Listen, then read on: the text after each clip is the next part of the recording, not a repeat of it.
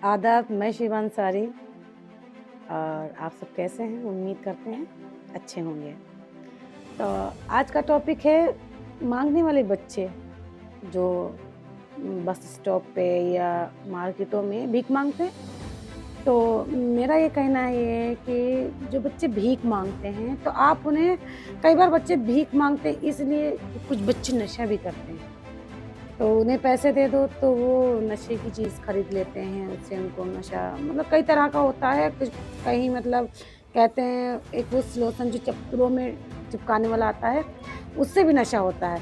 तो हम ये कहना चाहते हैं आप सबसे कि अगर बच्चे आपसे भीख माँगे, तो आप उन्हें भीख देने से अच्छा है कुछ मतलब चंद पैसे देने से अच्छा है, आप उन्हें कुछ खिला दें। अक्सर बच्चे कहते हैं भूख लगी है, 10 रुपए दे दो, 5 रुपए दे दो, खाना खाना है। तो आप 10-5 रुपए की जगह आप उन्हें खाना खिला दीजिए। अगर आपके पास पैसे ज़्यादा नहीं हैं, तो एक पार्ले जी का पैकेट आता है, एक 5 का आता है, 10 का भी आता है। तो आप वो पार्ले जी का पैकेट लेके आप उस बच्चे को दे दीजिए और उसे वहीं पे खड़ा करके खिलवाइए कि इसे खाओ। जब तक तुम खाओगे नहीं, हम तब तक जाएँगे नहीं। अभी हम कल लखनऊ गए हुए थे। तो लखनऊ जब गए तो कैसर बाग बस स्टॉप पे बैठे थे, थोड़ा-सा मतलब जल्दी पहुँच गए थे, तो ऑफ़िस जाना था तो हमें टाइम से पहले पहुँच गए थे। तो थोड़ी देर के लिए बैठ गए तो एक बच्चा आया था, दीदी, दीदी करता हुआ कि मुझे भूख लगी है, कुछ पैसे दे दो तो खा लें। तो हमने कहा भूख लगी है और हाथ में केला मतलब बनाना ले रखा था बच्चे ने, एक छोटा-सा बच्चा था शायद मेरे अंदाज़ा में वो 6 महीने का होगा। तो उस बच्चे ने बनाना पकड़ रखा था, तो हमने उस बच्ची से कहा कि ये जो बनाना इसने ले रखा है, इसे खिला दो। भूख लगी तो पेट को कुछ तो तसल्ली मिलेगी। और वो बच्चा बस एक ही रट बाँध देता है कि मुझे कुछ पैसे दे दो, 10 रुपए दे दो, मुझे भूख लगी है, खाना है। तो सबसे पहले तो मैंने उस बच्चे का जो बच्चे ने बनाना पकड़ रखा था, तो हमने उससे लिया, वो बच्चा छोड़ नहीं रहा था, तो हमने वो बनाना उससे लिया, फिर हमने वही बनाना को मतलब छील के तो उस बच्ची को हमने खिलाया। तो बच्चे मतलब पता नहीं उस बच्चे के मन में क्या चल रहा था कि जब हमने उस बच्चे को खिलाया ना तो वो मुँह में मतलब लेने से बाइट लेने से पहले अपनी तरफ चारों तरफ देख रहा था। अब हमें नहीं पता कौन देख रहा था, कौन है क्योंकि हम सबसे आगे बेंच पड़ी थी, पीछे काफ़ी सारी बेंचें पड़ी थी, हर कोई यात्री बैठा हुआ था वहाँ पे।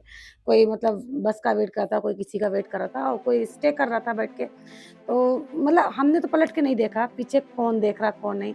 बट हमने जब बच्चे को केला दिया बाइट करने के लिए, तो वो बच्चे ने मतलब बाइट मुँह में नहीं लिया, उससे पहले वो पीछे देख रहा, इधर-उधर कि कोई देख तो नहीं रहा है। कई बार बच्चे थोड़ा घबराते हैं, सोचते हैं कि पता नहीं कैसे मिजाज के हों, लेकिन हम ये कहेंगे कि इन बच्चों के साथ थोड़ा अच्छे मिजाज से पेश आइए। माना कि कई बच्चे गलत होते हैं, पर गलत को भी हम सही कर सकते हैं अपने अच्छे स्वभाव से। अगर गलत को गलत तरीके से सही करेंगे, तो कभी सही नहीं होगा। गलत को गलत तरीके से सही करें तो गलत और गलत हो जाएगा। लेकिन अगर हम गलत को अच्छे तरीके से सही करेंगे, तो अच्छा आज कल परसों एक दिन ज़रूर अच्छा हो जाता है। तो हमारा आपसे यही कहना है कि अगर कोई बच्चा बाहर भीख माँगता है या कोई बड़ा बूढ़ा, तो आप उन्हें भीख दें। मतलब बड़े बूढ़े से ये नहीं, अच्छा वाला है और वो भीख माँग रहा है, तो आप उसे भी दें ना, उससे तो आप बिल्कुल भी मत दो, बिल्कुल भी नहीं। उल्टा आप डाँटो उसे कि अच्छे भले हो, हाथ-पैर सलामत है और जिस्म में ताकत है कुछ करने की, तो भीख क्यों माँगते हो?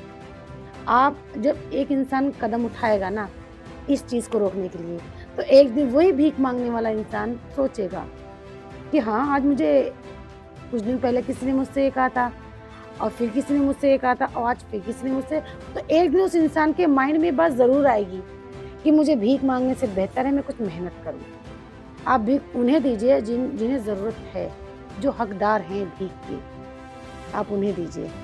जैसे कि कुछ लोगों के हाथ-पैर नहीं होते हैं, काम करने में दिक्कत है, लेकिन करने वाले के लिए तो कहते हैं ना, कुछ भी नामुमकिन नहीं, ना करने वाले के लिए सब कुछ नामुमकिन है। तो आप उन्हें दीजिए भीख, जो बच्चे, जो बूढ़े, ज़रूरतमंद हैं। बाकी आगे आपकी मर्ज़ी है, सपोर्ट करें या छोड़ दें आधे रास्ते में, क्योंकि अगर सपोर्ट करेंगे तो हमारे देश का ही सुधार होगा, निखार होगा। कहते हैं ना, ग्लो आएगा हमारे देश में। Thank you.